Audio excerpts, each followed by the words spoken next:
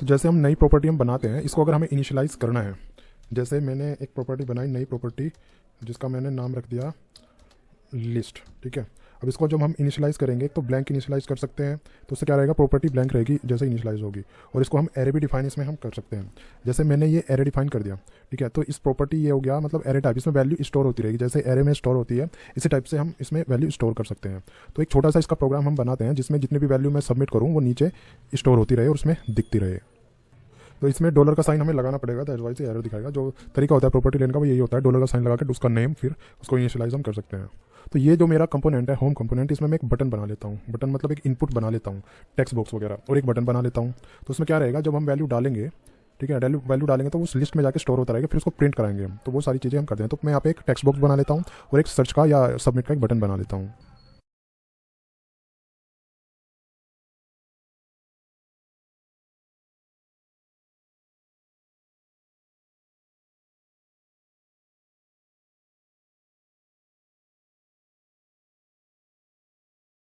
तो यहाँ पे मैंने क्या किया, एक फॉर्म बनाया, ठीक है। फॉर्म जो हम इसमें सबमिट हम कॉल करते हैं वो इस तरीके से करते हैं, wire colon submit dot prevent, फिर फंक्शन का नेम। यहाँ पे मैंने इनपुट फील्ड लिया और एक मैंने बटन बनाया, ठीक है। अब ये फंक्शन हम बनाएंगे, ये फंक्शन कहाँ बनाएंगे, हम बनाएंगे यहाँ पे। तो ये फंक्शन मैं बना लेता हूँ फटाफट। तो यहाँ पे मैंने क्या किया, ठीक है, एक हम और ले लेते हैं इसमें प्रॉपर्टी। कौन सी प्रॉपर्टी, जो मेरा ये नेम है, इसका नाम मैं कुछ और रख लेता हूँ, इसका नाम रख लेता हूँ इनपुट, लिस्ट इनपुट, ठीक है। ये प्रॉपर्टी हमें यहाँ लेनी पड़ेगी। तो मैं ले लेता हूँ पब्लिक और फिर डॉलर मेरी प्रॉपर्टी का नेम, ठीक है। अब क्या करना है, हमें ये यूज़ करनी है दोनों प्रॉपर्टी, कहाँ पे, यहाँ पे, ठीक है। किस टाइप से यूज़ करेंगे, दिस कीवर्ड का हम यूज़ करेंगे यहाँ पे, ठीक है। ये हम हटा देंगे और यहाँ पे हम दो जो हमारी दूसरी प्रॉपर्टी है ये वाली, ये हम यूज़ कर लेंगे, राइट। तो क्या रहेगा, ये मेरा एरे है, ठीक है, ये मेरा एरे है। तो इसमें मेरी वैल्यू स्टोर होती रहेगी, ये प्रॉपर्टी की जो इनपुट कर रहा है, फंक्शन कॉल हो रहा है तो जो इनपुट में डाल रहे हैं हम वो यहाँ पे चलता रहेगा, ठीक है। इतना है, आपके समझ गए। तो ये यहाँ पे इस टाइप से एरे में स्टोर होता रहेगा। तो इसको मैं ये कर देता हूँ, सेव कर देता हूँ। अब क्या करना है, मैं इसको यहाँ पे ना प्रिंट भी कर लेता हूँ। ये फिलहाल मैं ये हटा देता हूँ, प्रिंट कहाँ करना है, यहाँ पे मेरे को। तो मैं एक फॉर ईच लूप चला देता हूँ, एट फॉर ईच, ठीक है। फॉर ईच लूप चलाया मैंने, लिया यहाँ पे एट लिस्ट एज LST, ठीक है।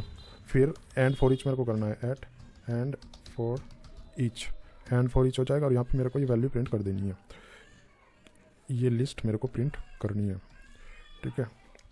इस टाइप से हम इसको प्रिंट कर देंगे। तो अब इसको हम चला के देखते हैं, ठीक है। तो इसको मैं रिफ्रेश करता हूँ तो देखते हैं क्या है। ये एरर दिखा रहा है, अनडिफाइंड वेरिएबल LIST, ओके। ये अनडिफाइंड इसलिए दिखा रहा है क्योंकि LST, अच्छा ये गलत दिया, स्पेलिंग मैंने गलत कर दिया, लिस्ट था ना वो। तो इसको हम चला के देखते हैं दोबारा। तो ये मेरा इनपुट फील्ड आया, तो इसको मैं कुछ भी इसमें सबमिट करता हूँ मैं, तो ये सबमिट तो हो रहा है, बाकी ये प्रिंट इसमें यहाँ पे नहीं हो रहा है। तो इसको हम टेस्ट करके देख लेते हैं फंक्शन कॉल भी हमारा हो रहा है या नहीं, ठीक है। तो ये DD में यूज़ कर देता हूँ और इसमें मैं कुछ दे देता हूँ, ओके, ठीक है। अगर ये फंक्शन चल रहा है तो इसको रिफ्रेश में करता हूँ और इसमें ये टाइप करता हूँ, सबमिट पे क्लिक करता हूँ, तो ये मेरा फंक्शन तो कॉल हो रहा है, देखो ये ओके प्रिंट हो रहा है, इसलिए हमने टेस्ट कर लिया है। अब यहाँ पे एक एरर और कर दिया हमने, यहाँ पे वो तो दिया है, इसका जो प्रॉपर फॉर्मेट होता है ये होता है प्रॉपर्टी डिफाइन करने का इनपुट का, तो इसलिए ये इसमें ऐड नहीं हो रहा है। तो इसको हम दोबारा चला के हम देखते हैं, ठीक है। नाम मैंने इसमें ये डाल दिया और सबमिट किया, तो ओके, तो ये हो रहा है अभी। बाकी यहाँ पे हम इसको हटा देते हैं फ़िलहाल, कौन से को, इस ओके को, सो दैट मेरा बाकी का कोड भी एग्जीक्यूट हो जाए। रिफ्रेश में करता हूँ और उसको यहाँ पे एंटर कर देता हूँ, प्रिंट हो रहा है, ठीक है।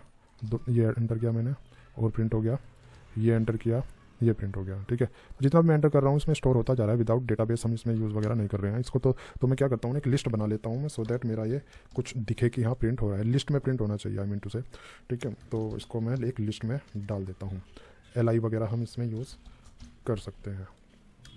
तो ये मैंने यूज़ कर लिया, ठीक है।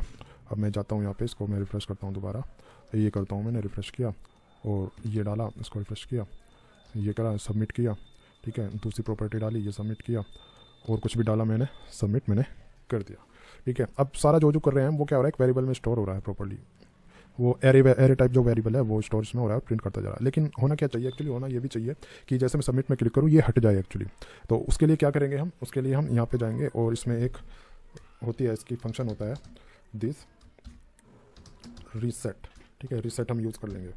तो इसमें नाम भी दे सकते हैं, जो सी प्रॉपर्टी हमें रीसेट करानी है, जैसे लिस्ट इनपुट रीसेट कराना है तो लिस्ट इनपुट हम रीसेट कर देंगे इसको करके, ठीक है। तो उससे क्या होगा, हमारा वो इनपुट रीसेट हो जाएगा।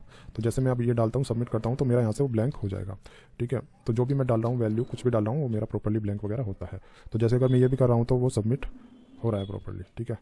तो क्योंकि ब्लैंक मैंने कर दिया तो ब्लैंक हो गया। वैलिडेशन वगैरह इनपुट किया वो मैं आपको बाद में बताऊँगा कैसे सर्वर साइड हम इसमें कर सकते हैं। एक चीज़ और इसमें यूज़ कर सकते हैं, जैसे मेरे को ये स्टेटमेंट यूज़ नहीं करना, रीसेट नहीं करना, तो यहाँ पे क्या होता है, एक प्रॉपर्टी होती है पुल, एक फंक्शन होता है, ठीक है। उसमें क्या करते हैं, वो इनपुट कर देगा और उसको रीसेट भी कर देगा।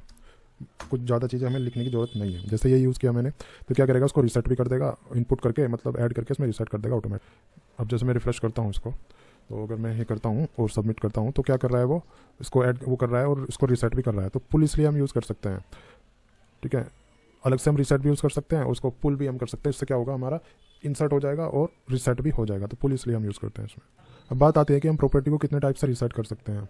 देखो, इसको हम जो है रीसेट कई तरीके से कर सकते हैं। जैसे हम इसमें स्ट्रिंग भी पास कर सकते हैं, तो स्ट्रिंग जो पास करेंगे इस टाइप से करेंगे, ठीक है। इसको हम इंटीजर भी इसमें पास कर सकते हैं, इंटीजर इस टाइप से पास करेंगे हम इसमें बूलियन वैल्यू भी पास कर सकते हैं, तो इस टाइप से बूलियन वैल्यू करेंगे। वो डिपेंड करता है आपकी क्या, जो आप प्रोग्राम बना रहे हो, जो प्रोजेक्ट बना रहे हो, क्या लॉजिक आपका है, अकॉर्डिंगली हम सारी चीज़ें इसमें लगभग ऑलमोस्ट डिफाइन कर सकते हैं टाइप एक तरीके से। अब जैसे ये होता है कि आपको कोई चीज़ जब इनिशियलाइज़ करनी है, जब आपका पेज लोड हो, जैसे पेज लोड हो फर्स्ट टाइम, जैसे आपका पेज फर्स्ट टाइम लोड हुआ तो वो इनिशियलाइज हो जाए, तो उसके लिए हम माउंट यूज़ कर सकते हैं। माउंट आप विद पैरामीटर विदाउट पैरामीटर दोनों तरीके से यूज़ कर सकते हैं। जैसे लास्ट वीडियो में मैंने बताया था कि वेरिएबल भी हम इसमें पास कर सकते हैं, तो इस टाइप से जैसे ये आपने दिया, ठीक है, तो इसमें हम डायरेक्टली यहाँ पे भी ऐसे हम पास कर सकते हैं। मैंने इसमें वैल्यू पास कर दी रविंद्रा, ठीक है। तो इससे क्या हुआ, मेरा इसमें ये वैल्यू चली गई, ये वैल्यू ऐड होगी एक तरीके से। कब हुआ, एक बार हुआ, एक बार होगा जब पेज लोड होगा। तो इसको अगर मैं चलाता हूँ तो इसको रिफ्रेश करके देखो, ये ऑलरेडी पहले जैसे ही पेज लोड होता है मेरा, जब ये इनिशियलाइज हो जाएगा, होगा एक बार ही, क्योंकि जैसे एक बार ही होगा ना पेज, एक मतलब फर्स्ट टाइम, जो फर्स्ट टाइम लोड होता है एप्लीकेशन इनिशियलाइज होती है, तो तभी ये माउंट काम करता है। बार बार क्या काम करेगा, बार बार हमारा रेंडर काम करेगा। जब भी पेज ये रीलोड होगा तो रेंडर काम करेगा और माउंट काम करेगा फर्स्ट टाइम। जैसे कंस्ट्रक्टर होता है, ऊप्स कंसेप्ट में कंस्ट्रक्टर होता है, तो माउंट हमारा कंस्ट्रक्टर ही है, ठीक है। तो वो सारी चीज़ें इसमें हम कर सकते हैं। किसी भी प्रॉपर्टी को अगर हमें डायरेक्टली ब्लेड में यूज़ करना है तो उसका तरीका डायरेक्टली यही होता है। जो जैसे मेरे को ये प्रिंट करना है, इसकी वैल्यू प्रिंट करनी है मिनटू से, तो यहाँ पे मैं डायरेक्टली यूज़ करूँगा इस टाइप से। ये प्रॉपर्टी मेरी जो क्लास फाइल है वहाँ पे डिफाइन होनी चाहिए, तभी ये काम करेगा, अदरवाइज ये एरर दिखाएगा। तो जो भी वैल्यू मैं इसमें डालूंगा, सबमिट करूँगा, वो यहाँ पर प्रिंट हो जाएगी। जैसे मैं इसको रिफ्रेश करता हूँ, उसको मैं चलाता हूँ, तो ये प्रिंट हो रहा है और जो वैल्यू है मेरी वो रीसेट हो रही है। रीसेट इसलिए हो रही है क्योंकि वो मैंने ये यूज़ किया था ना यहाँ पे, क्या पे, ये जो मैंने पुल यूज़ किया था, पुल। अगर पुल हम ना यूज़ करें, डायरेक्टली हम वैसे ही वैल्यू यूज़ कर लें, तो ये मेरा सही से काम करेगा। कैसे करना है, इस टाइप से मैं विदाउट इसके ये पुल के मैं यूज़ कर लेता हूँ, क्योंकि जब वैल्यू वो रीसेट हो जाती है ना तो वो स्टोर नहीं करेगा वहाँ पे एग्जैक्टली। तो मैं इसको रिफ्रेश करता हूँ, उसमें वैल्यू डालता हूँ, तो मेरा प्रिंट हो रहा है। एक तो ये लिस्ट वाला प्रिंट हो रहा है, उसके बाद जो मैंने प्रॉपर्टी एक्सेस की वो प्रिंट हो जा रही है यहाँ पे।